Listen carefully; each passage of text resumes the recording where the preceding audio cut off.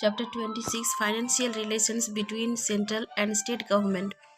India is the Union of States. Constitution of India has defined the financial power of central and state governments.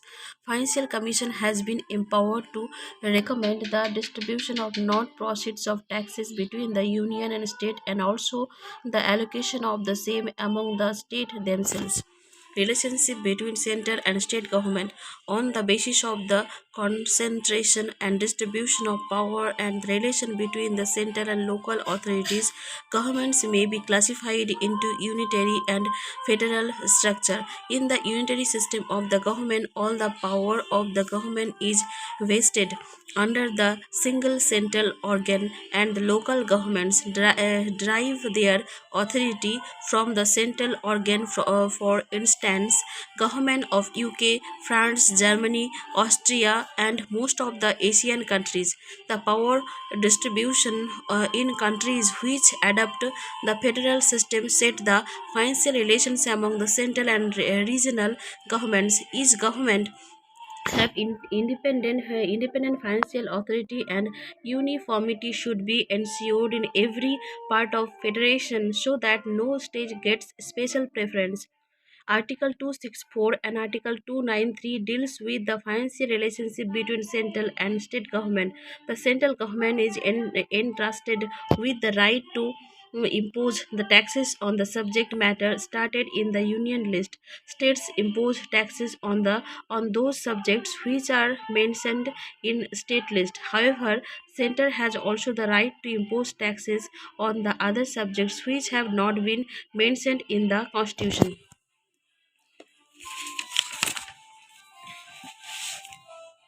Sources of revenue for center and states. The Constitution of India has elaborated provisions of center state in the field of finance. The basic principles that guided the resource allocation are efficiency, adequacy, and suitability, which are very difficult to achieve at the same time. The respective sources of revenue for the union and the states are follows. Sources of tax revenue for center: income tax, corporation tax, currency coinage, and legal tender, foreign exchange duties of customs, including export duties, duties of excise on tobacco and certain goods manufactured or produced in India, estate duty in respect of property other than agricultural land, fees in respect of any of the matters in the union list but not including any fees taken in any court, foreign loans, lotteries organized by the government of India or the government of a state, post office savings banks, posts and telegraphs, telephones, wireless broadcasting, and other like forms of communication, property of the union, public debit of the union, railways, rates of stamp duty in respect of bills of exchange, checks, promissory notes, etc. Reserve Bank of India, taxes on income other than agricultural income, taxes on the capital value of the assets exclusive of agricultural land of individuals and companies, taxes other than stamp duties on transactions in stock exchanges and future markets, taxes on the sale or purchase of newspapers and on advertisements published therein, terminal taxes on goods or passengers carried by railways, sea, or air. The revenue from taxes collected by the center may be kept by center itself.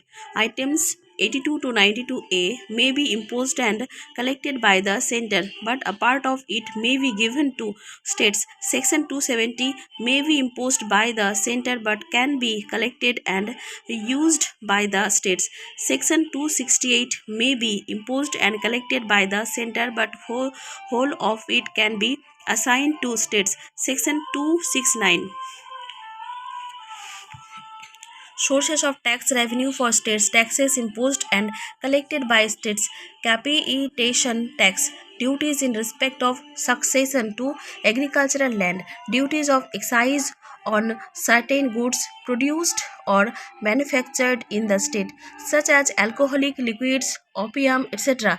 State duty in respect of agricultural land, fees in respect of any of the matters in the state list, but not including fees taken in any court, land revenue, rates of stamp duty in respect of documents other than those specified in the union list, taxes on agricultural income, taxes on land and buildings, taxes on mineral rights subject to limitations imposed by parliament relating to mineral development, taxes on the consumption or sale of electricity, taxes on the entry of goods into a local area for consumption, use, or sale therein, taxes on the sale and purchase of goods other than newspapers, taxes on advertisements other than those published in newspapers, taxes on goods and passengers carried by road or on inland waterways, taxes on vehicles, taxes on animals and boats, taxes on professions, trades, callings, and employments, taxes on luxuries, including taxes on entertainments,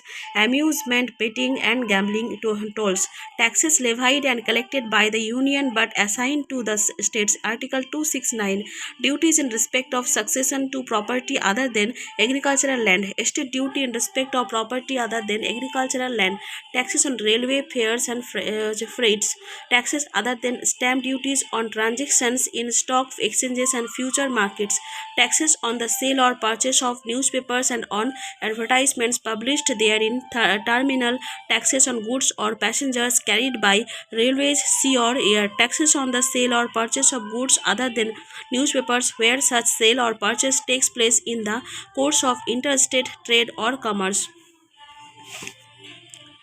Duties levied by the union but collected and appropriated by the states. Article 268, stamp duties and duties of excise on medical and toilet preparations, those mentioned in the union list, shall be levied by the government of India but shall be collected in the case where such duties are levied within any union territory by the government of India, in other cases by the states within which such duties are respectively leviable, taxes which are levied and collected by the union but a part of which may be distributed between the union and the states. Article 270 and 272, taxes on income other than agricultural income, union duties of excise other than such duties of excise on medicinal and toilet preparations as are mentioned in the union list and collected by the government of India.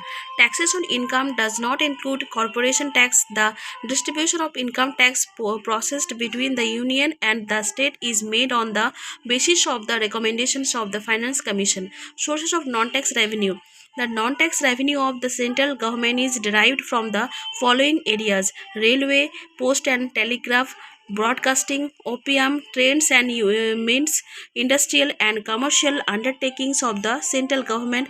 The non-tax revenue of the state government is derived from the following areas: forest, irrigation, commercial and industrial undertakings, fisheries and skill in deep sea areas, GST and central state financial relationship. Government of India implemented GST from 1st July 2017. It converts the country into unified market, replacing most indirect taxes with one tax. It is levied both on goods, manufacturing and services. It is an integrated scheme of taxation that does not discriminate between goods and services and is a part of the proposed tax reforms that center on evolving an efficient and harmonized consumption tax system in the country.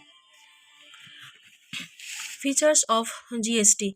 Two components, one levied by the center referred to as central GST and the other levied by the states referred to as state GST, rates for which would be prescribed appropriately. The central GST and the state GST would be applicable to all transactions of goods and services except the exempted goods and services. The empowered committee has decided to adopt a two-rate structure: lower rate for necessary items and goods of basic importance and a standard rate for goods in general. There is is also a special rate for precious metals and a list of exempted items. The GST is levied on import of goods and services into the country. The administration of the central GST to the center and for state GST to the states is given. Taxes replaced by GST. Number of central taxes are replaced by GST like central excise duty, additional duties of excise and customs, special additional duty of customs, set service tax and cases and surcharge on supply of goods and services. Number of state taxes subsumed in the GST like VAT, central sales tax, purchase tax, luxury tax, entry tax, entertainment tax, taxes on advertisements, lotteries, betting, gambling, and state cess and surcharges. Components of GST. Under the GST form, four types of GST are central GST, CGST. Under the CGST, there is a provision to impose tax on the supply of goods and services by the central government. Earlier, central excise drugs and toilets, constructions, excise duties on the taxes imposed by the central government, goods and special importance, additional duty of custom duty known under CVD, special duty of custom duty, SAT, service tax and gratuity surcharge related to the supply of goods or services where separate taxes. All these are included in CGST. State GST, SGST, taxes imposed and collected by the state government on goods and services are levied under state GST system. Earlier, state government pay VAT under state taxes, purchase tax, entry tax, entertainment tax, advertisement tax, including state excise and surcharge related to state sub-tax and imposition, lottery taxes, tax on speculation and gambling. All these taxes are now included in SGST. Integrated GST, IGST state indemnification. The proposed goods and services tax GST provides an integrated GST, IGST levied on international commodities and services. It is imposed and recovered by the central government. The amount of taxes received under this tax is distributed to the state for the loss of revenue generated to the states. Union Territory GST, UTGST arrangement or provision under the UTGST and tax system is for the Union Territory where they do not have their own legislative assemblies, such as Andaman and Nicobar Island, Daman and Diu and Dadar and Nagar Haveli, etc. These union territories have the provision to and collect taxes by the central government. Taxes out of GST, taxes that are not included in any of the provision of the GST. They contain alcohol, real estate, crude oil, petrol, natural gas, and the fuel for turbine. All these items will be out of GST provision, and the current taxation system will be applicable on them. Power to impose GST. India has adopted dual GST model because of its unique federal nature. Under this model, tax is levied concurrently by the center as well as the states on the common base. Supply of goods or services or both. GST levied by the center is called central GST, central tax CGST, and that levied by the states is called state GST, state tax SGST, state GST, state tax SGST is called UTGST, Union Territory tax is Union Territories without a legislature. CGST and SGST, UTGST shall be levied on all taxable interstate supplies. Interstate supply of goods or services shall be subjected to integrated GST, integrated tax IGST. The IGST model is a unique contribution of India in the field of VAT. The IGST model envisages that center would levy IGST, integrated goods and services tax, which would be CGST plus SGST on all interstate supply of goods or services or both. The introduction of e-way electronic way bill is a monumental shift from the earlier departmental policing model to a self-declaration model. It envisages one e-way bill for movement of the goods throughout the country, thereby ensuring a hassle-free movement of goods throughout the country. The e-way bill system has been introduced nationwide for all interstate movement of goods with effect from 1st April 2018. As regards interstate movement of goods, all states have notified e-way bill rules for interstate supplies, last being NCT of Delhi, where it was introduced WEF 16 June 2018. Effect of GST. GST will have a multiplier effect on the economy with benefits accruing to various sectors such as exporters, small traders and entrepreneurs, agriculture and industry, common consumers. By subsuming more than a score of taxes under GST, the road to a harmonized system of indirect indirect tax has been paved, making India an economic union. The introduction of GST is truly a game changer for Indian economy as it has replaced multi-layered complex indirect tax structure with a simple, transparent and technology-driven tax regime. It will integrate India into a single common market by breaking barriers to interstate trade and commerce by eliminating cascading of taxes and reducing transactions cost. It will enhance ease of doing business in the country and provide an impetus to make in India campaign. GST will result in one nation, one tax, one market. Finance Commission. A Finance Commission as a quasi-federal body provided by Article 280 of the Constitution of India, which is constituted by the President of India in every fifth year. The Finance Commission, envisaged by the Indian Constitution, works as the balancing wheel of the fiscal federalism in India. Being a constitutional instrument, the Finance Commission is capable of setting many complicated financial problems that affect relationship of the Union and the states may be seen from the last 10 recommendations of the commissions. It consists of the chairman and four other members to be appointed by the president. The chairman should have experience in public affairs, and four members are selected from the following: a judge of High Court of or one qualified to be appointed as one, a person with specialized knowledge of finance and accounts of the government, a person having wide experience in financial matters and in administration, a person with special knowledge of economics. Functions of Finance Commission: distribute the net proceeds of taxes between center and the states, formulate the principle that should govern the grants in aid to the states by the center out of the consolidated fund of India, formulate the measures needed to augment the consolidated fund of a state to supplement the resources of the panchayats and the municipalities in the state on the recommendations made by the State Finance Commission. Any other matters referred to it by the President in the interest of sound finance. Finance Commissions appointed so far. Finance Commission year of establishment, chairman or operational duration. First 1951 K.C. Negi, 1952-57, second 1956 K. Santhanam, 1957 to 62, or third 1960 A.K.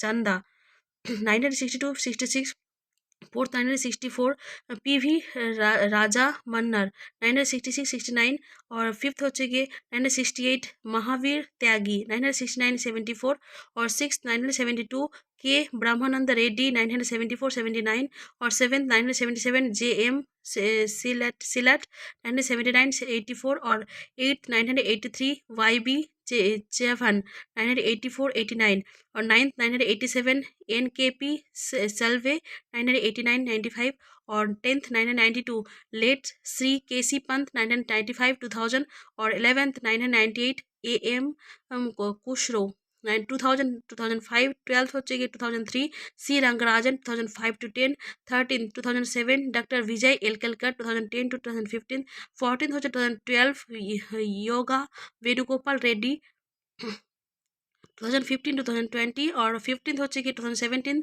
NK Singh.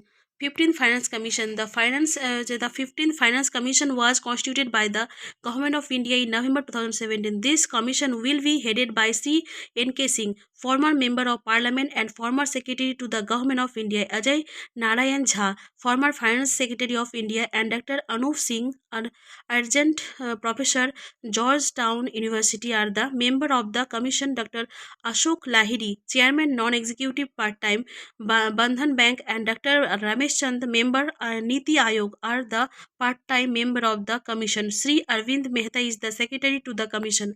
The new finance commission will cover 5-year period commencing April 1, 2020 as per Article 280 of the Constitution. The commission is required to make recommendations on the distribution of the net proceeds of taxes between the center and the states. The Commission also suggests the principles which should govern the grants in aid of the revenues of the states out of the Consolidated Fund of India. It will also recommend a fiscal consolidation roadmap for sound fiscal management. This time, it will have to take into account the impact of the Goods and Services Tax (GST), which was implemented from July on the resources of the central as well as state governments.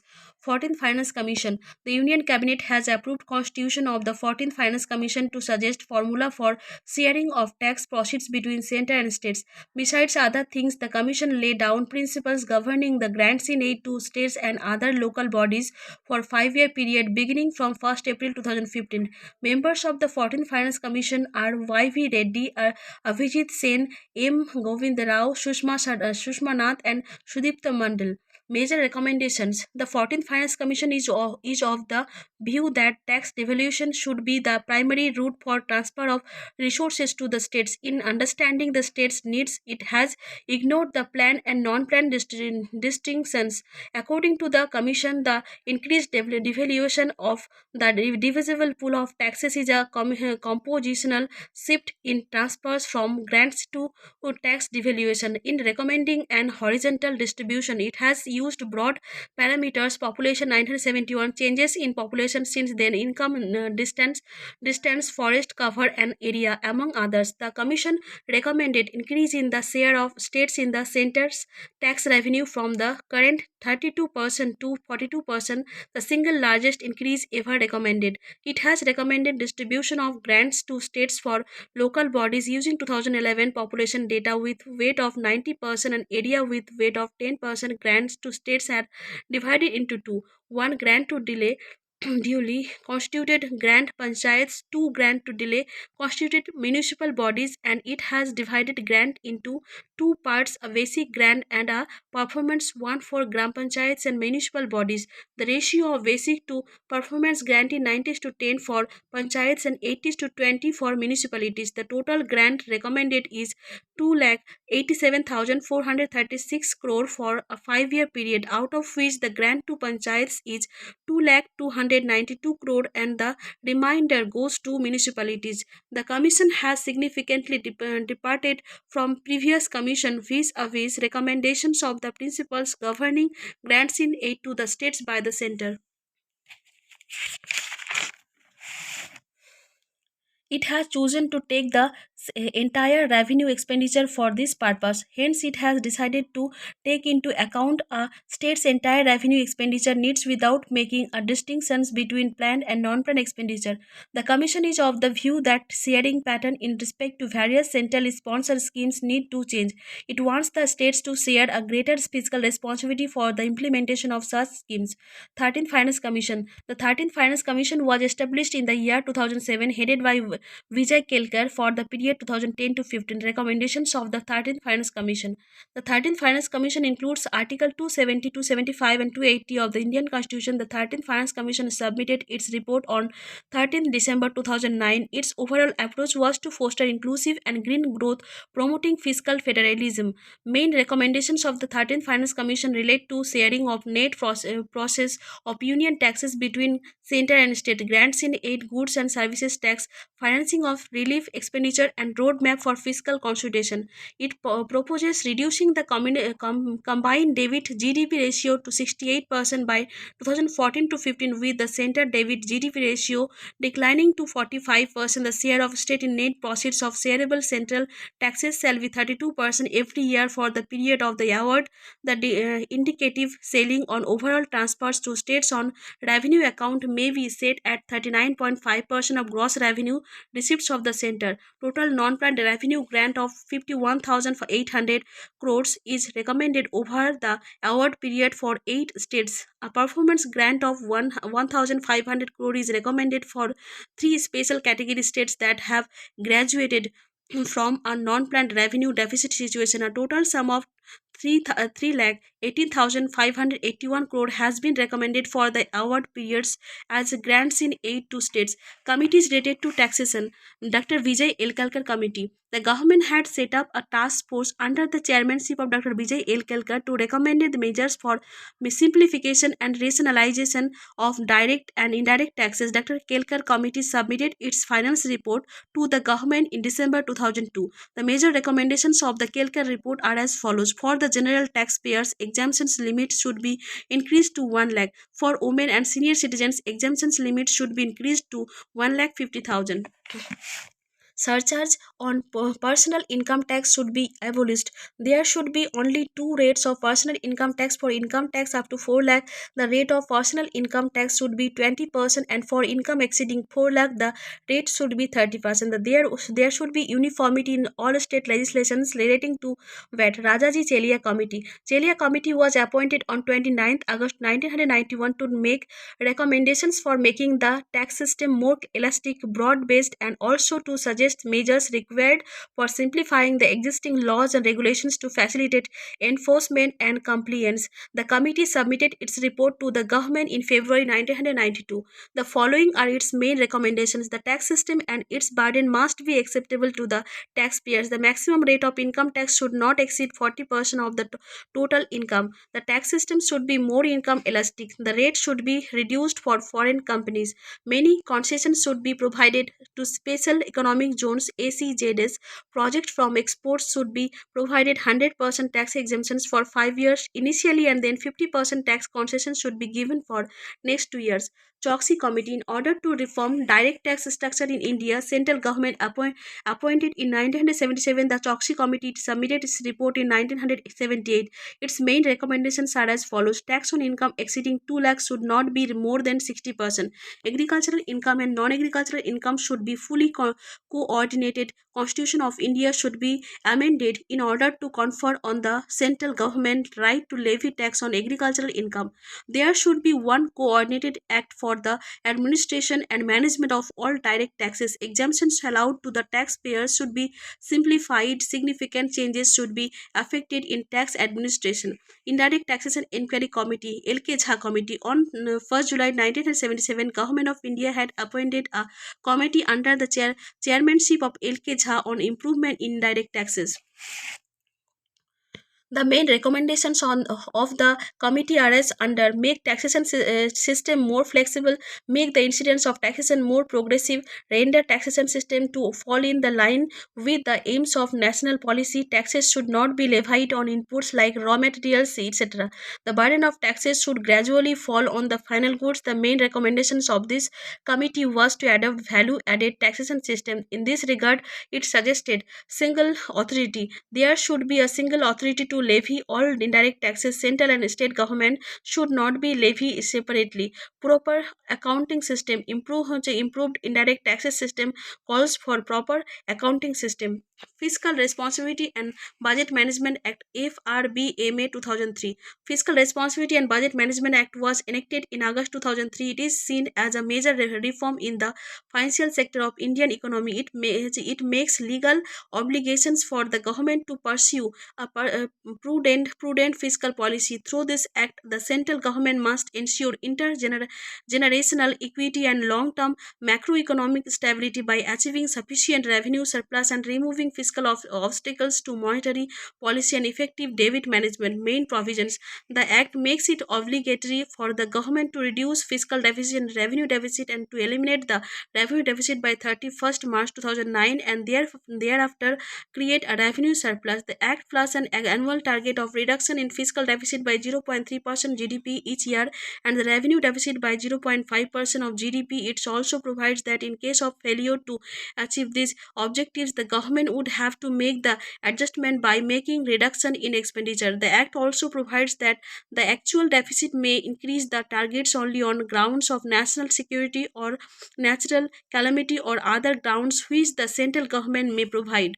The act prohibits the central government from borrowing from the RBI except through the advances to meet temporary exceeds of cash disbursements over cash receipts. The act also restricts the RBI from subscribing to the primary issues of central government securities from the year 2006 to 7. The act explicitly provides for the need to ensure greater transparency in fiscal operations. The act also provides that the central government should lay before the parliament three statements: medium term fiscal policy statement, fiscal policy strategy statement, and the macroeconomic framework statement, along with annual financial statement budget. Further, the Act provides for a quarterly review of the trends in receipts and expenditures in relation to the budget to be placed in both houses of parliament. However, 26 states have already enacted fiscal responsibility legislation which have made the rule-based fiscal reform program of the government more board-based. Although the government has emphasized that the FRBMA is an important institutional mechanism to ensure fiscal prudence and support macroeconomic balance, there have been fears that welfare expenditure may get reduced to meet the targets mandated by the Act. Encasing Committee FRBM Review Committee. The FRBM Review Committee, headed by former Revenue Secretary N.K. Singh, was appointed by the government to review the implementation of FRBM. Its report, submitted its January 2017, titled "The Committee in its Responsible Growth: A Debit and Fiscal Framework for 21st Century India," the committee suggested that a rule-based fiscal policy by limiting government debit, fiscal deficit, and revenue deficit to certain targets is good for fiscal consolidation in India. The five-member committee was headed by N.K. Singh, former Revenue and Expenditure Secretary and former MP. Its members included RBI Governor Urjit Patel, Chief Economic Advisor Arvind Subramaniam, former Finance Secretary Sumit Bose, and National Institute of Public Finance and Policy Director Rathin Roy. Review Committee report has recommended a debit to GDP ratio of 60% for the general combined government by 2023, comprising 40% for the central government and 20% for the state government. As per the Constitution of India, it is mandatory for a state to take the central government's consent for raising any loan if the former owes any outstanding liabilities to the latter.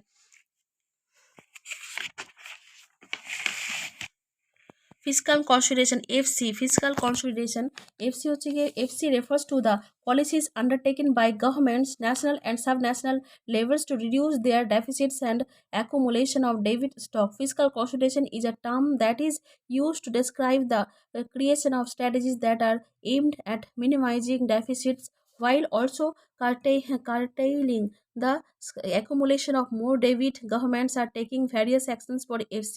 In August 2012, the Finance Minister constituted a committee under the chairmanship of Dr. Vijay Kelkar to outline a roadmap for fiscal consultation. The committee was asked to recommend mid-term corrections for the current fiscal year 2012 to 13 and reforms for medium-term fiscal consultation, outlining the roadmap for fiscal consultation. The budget for 2014 to 15 envisaged a fiscal deficit target at 4.41 and GDP and sought to reduce it further to 3% of GDP by 2016 to 17. Need for fiscal consolidation. According to the committee, the Indian economy stands set the age of the fiscal peace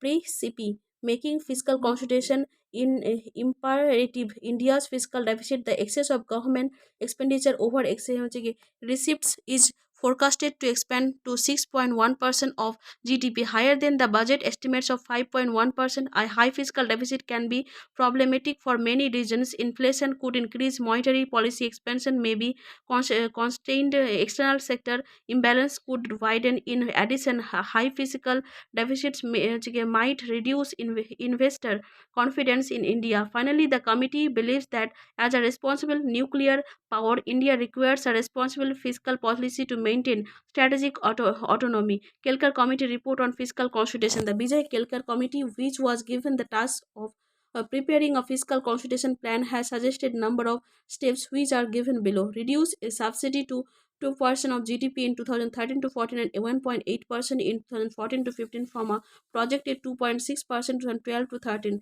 Immediate increase in the price of diesel by 4 liter, that of kerosene by 2 liter, and cooking gas by 50 per cylinder.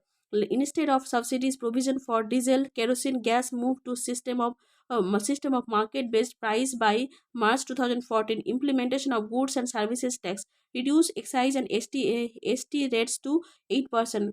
A 360% 360-degree profile of all tax paying individual and institutions should be created to help increase tax evasion and tax fraud. The proposed food security bill should be appropriately passed, taking into account the present difficult fiscal challenge. Financial sector's legislative reforms. Commission FSLRC.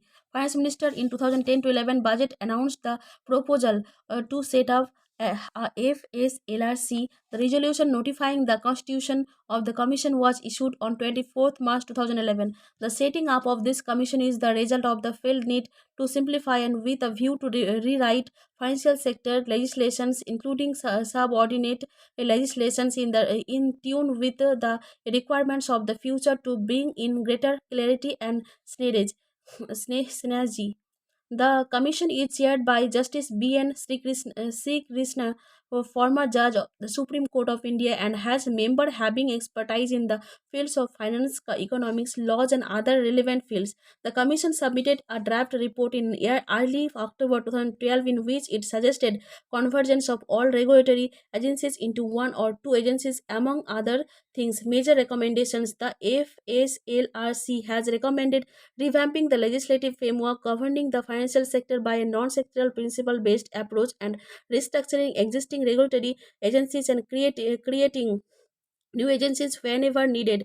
The basic approach of the FSLRC is to provide clear mandate and powers mechanism for accountability to financial agencies. The task mandate are consumer protection, prudential regulations, resolution mechanism, capital control, systematic risk, financial inclusion, market development, and monetary policy, which need to be addressed in a non-sectoral manner. The FSLRC recommended a seven-agency structure for the financial sector, which are the Reserve Bank of India (RBI), Unified Financial Agency (UFA), Financial Sector Appellate Tribunal (FSAT), Resolution Corporation (RC), Financial Research Redressal Agency (FRA), Financial Stability and Development Council (FSDC), and Public Debit Management Agency (PDMA). The FSLRC report has been examined by the government. Broadly recommended of the FSLRC can be divided into two parts: legislative aspects and non-legislative aspects. The non-legislative aspects of the recommendations are relating to government enhancing measures on consumer protecting and greater transparency in the functioning of financial sector regulations, and same has been accepted and is being implemented by all regulators on a voluntary basis. The legislative recommendations relate to rewrite the laws using a principle based approach, restructuring existing regulatory agencies and creating new agencies. Implementations of these recommendations should require wider consultations with stakeholders.